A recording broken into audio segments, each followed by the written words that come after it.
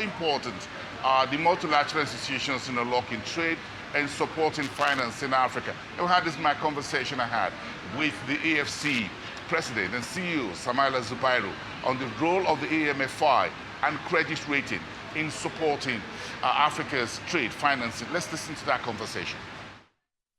We're live after the AAM 2025 annual meetings here in Abuja, a conversation with Samaila Zubairu, the President and CEO of the Africa Finance Corporation, one of the iconic institutions in Africa that's supporting infrastructural transformation of the continent. It's good to have you with us on Arise News. Thank you so much. Thank you for having us. It was a very great speech you delivered during the opening plenaries. Take me a little bit further why you're rallying the African governments, including the African Union, to support what the DFIs in the AFC, the FDB, the Afrexim Bank, and others, the TDB, and another regional DFIs supporting infrastructure of the African continent. Why is it important at this time?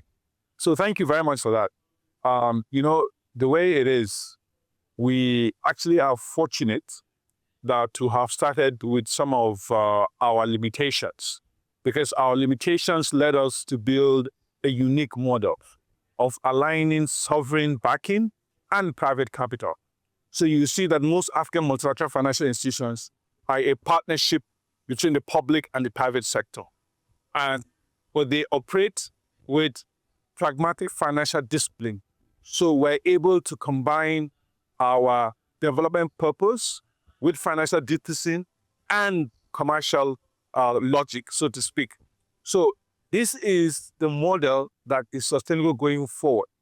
Why do I say that? Everybody knows that most of the funds are in the private markets, are in the private sector, not with the governments. And the scale of opportunity right now goes beyond what governments can do. So in Africa, we found this unique hybrid model of a public-private partnership that blends sovereign alignment with development purpose and commercial discipline, pragmatic financial discipline. So those are the three pillars. Yes. So this is important going forward as a mechanism for mobilizing funds. You know, we just launched a report which shows that Africa has significant savings, you know, over $1.1 trillion of non-bank savings, you know, over $450 billion in pension funds, $200 billion in insurance assets, over $150 billion for the sovereign wealth funds. And of course, over 220 with the public government banks like ourselves, AFDB, Afrexim, and all the other ones like Indonesia. So I think what is important is how can we have regulation around asset allocation of the pension funds in a way that money goes into infrastructure that will build industry, that will build connectivity, and that will allow us, you know, to transform, you know, the goods that we have on the continent, create jobs for the continent. Essentially, how are we able to move, you know, from potential, you know, to progress and to prosperity with the number of jobs that we create. So it is important that we have this as a broad strategy and we find ways for regulatory reforms that ensure structured intermediation for funds to flow into our projects. Now, if we have that flowing, then we will not be as reliant, you know, on the credit rating of international parties as we currently do. Because Africa today is significantly reliant on credit ratings for access to markets. Now, we see progress, you know, so for example, if you look at Nigeria with our recent upgrade, which shows that if you do the right things, we make progress, you know, and we should continue to do that. But more importantly, we should be thinking about other sources of funding so that we can channel funds for our development. Now, I always call on our African leaders and the African Union to prioritize funding African multilateral financial institutions. Why? Because we are the ones that make the investments to de-risk, to develop the opportunity. We're the ones that always lead with our capital when others hesitate. We're the ones that are building the industries and infrastructure that creates jobs for our people. So we must always focus on how to ensure that we remain resilient, we have the capital buffers, and if we work together, we can move. So if you think about the $4 trillion that we say we have, it's not much, compared to what exists in other parts of the world. But it is a starting point. It is something that we can build upon. And let's focus on how we build that. And we build that by transformation.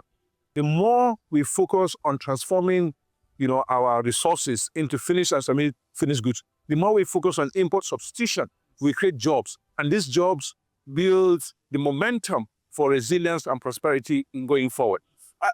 You are the head of the new body created to put all the DFIs in Africa together. So I'm sure you folks are already having meetings.